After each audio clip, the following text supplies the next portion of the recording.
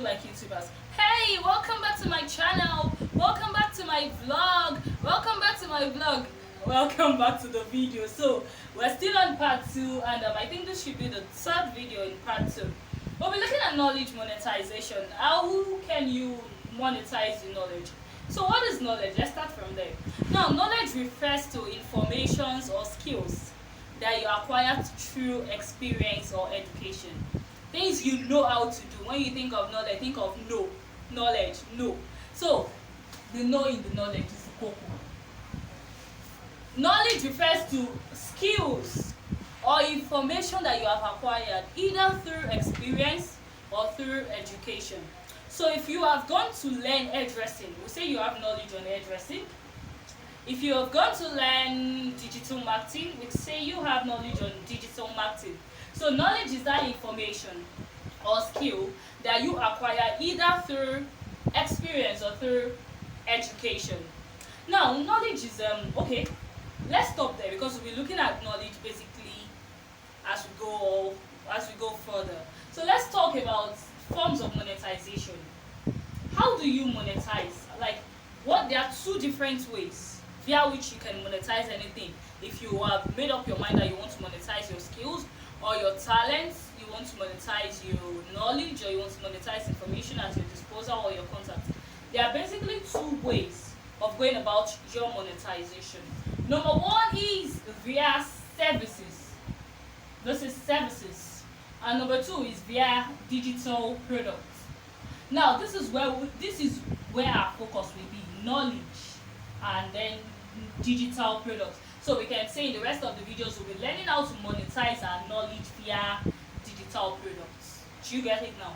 So how do you monetize your knowledge or your information or whatever? Via your skills, your talent, your passion, via services. The idea is simple, and the basic idea is helping people do. So in this case, you're helping them do.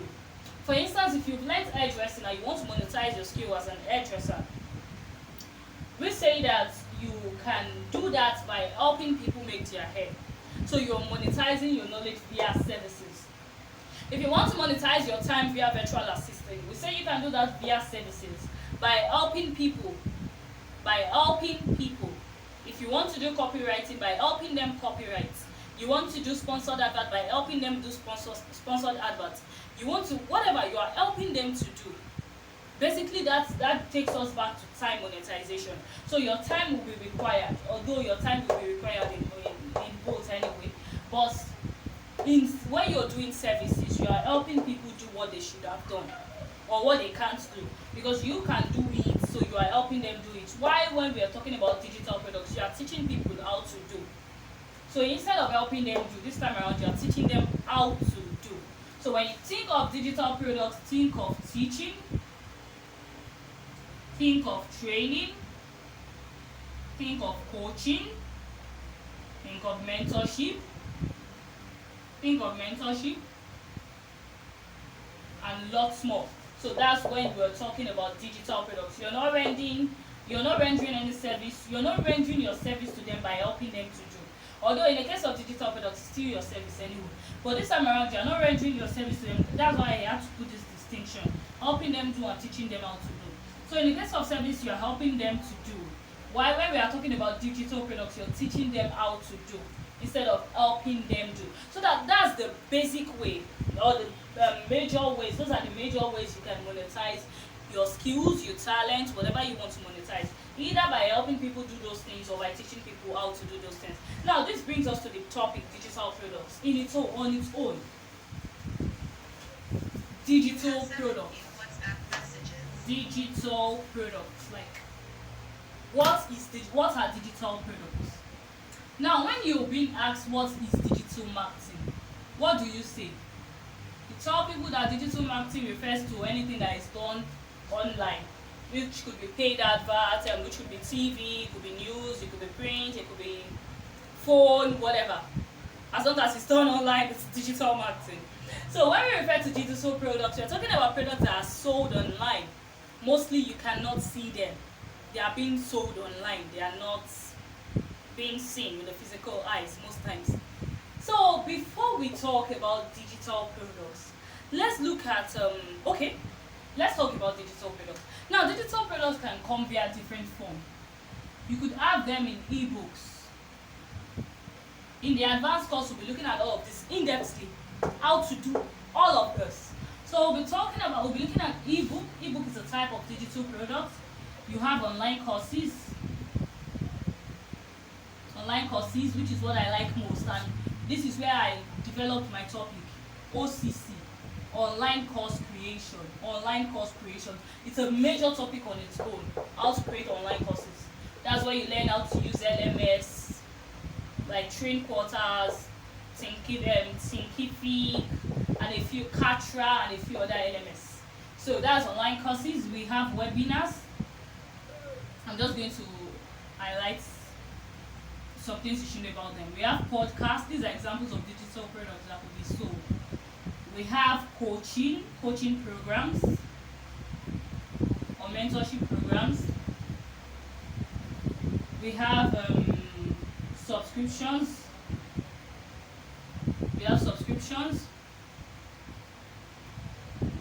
We have group trainings. We have live workshops.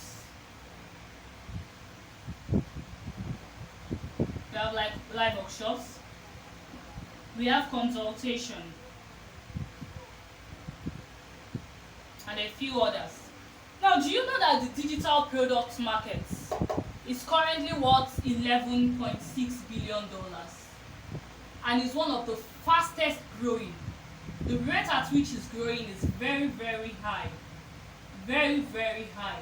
So we'll just be looking at how you can sell your services, or how you can teach people how to do what you know how to do using these digital tools, or using this digital product. Now, ebooks refers to digital books that are being sold online.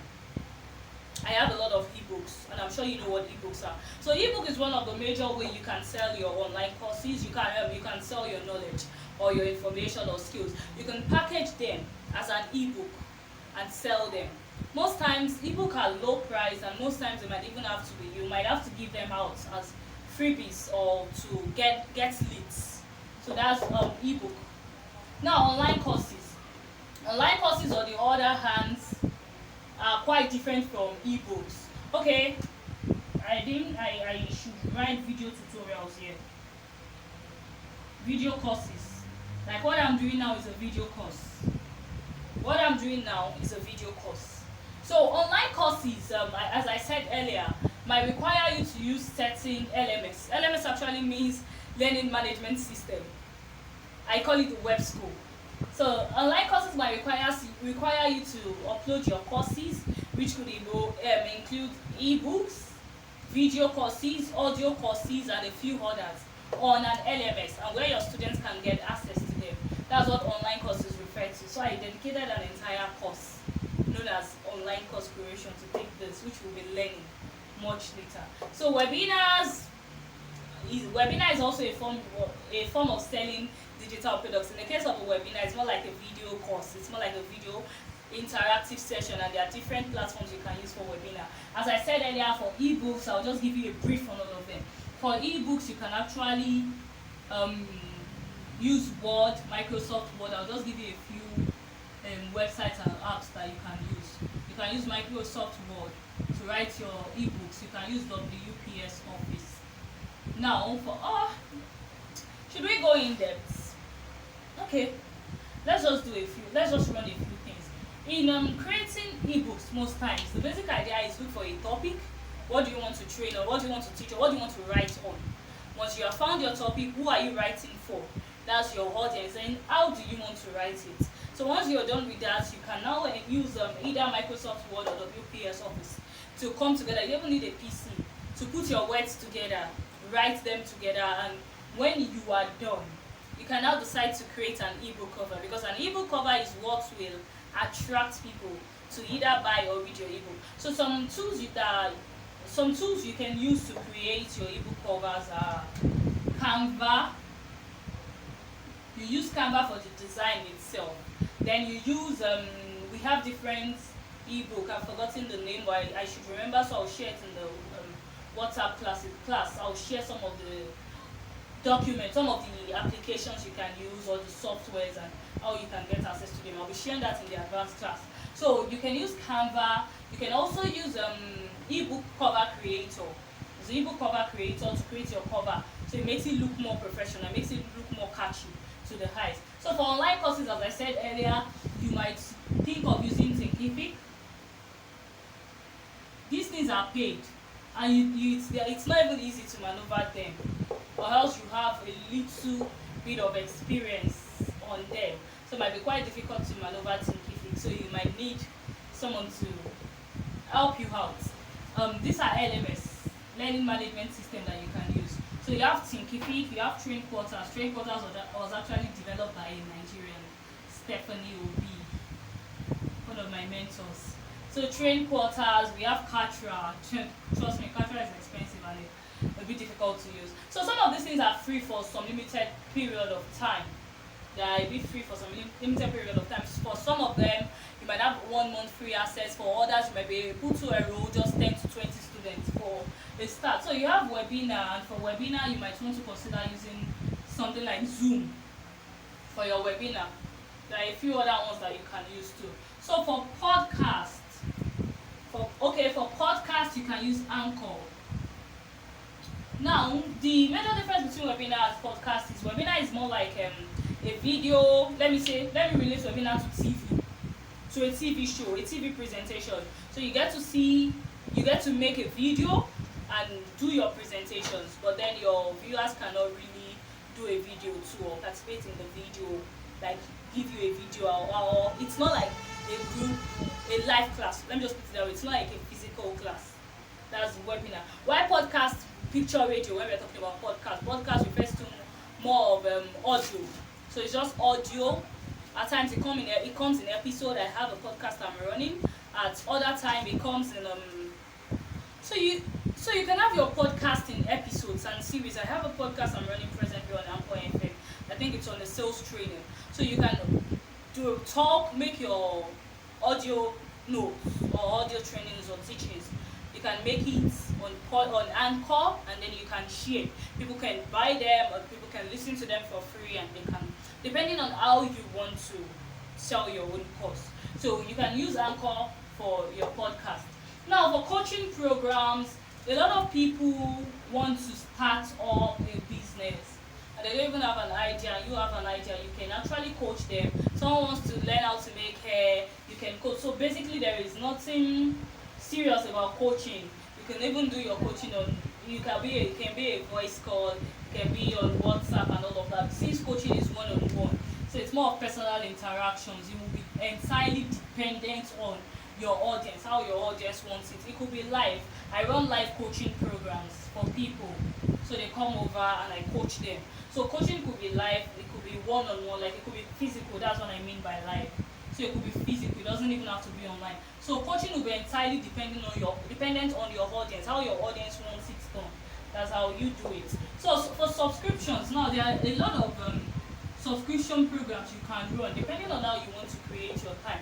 As I said earlier, time is one of those things you can monetize. And now that e-commerce is growing, a lot of people are seeing more reasons why they should invest in e-commerce, or why they should go into online business. So you have lots of people on the outlook for those who can help them do certain things. You have people who are looking for vendors of specific products.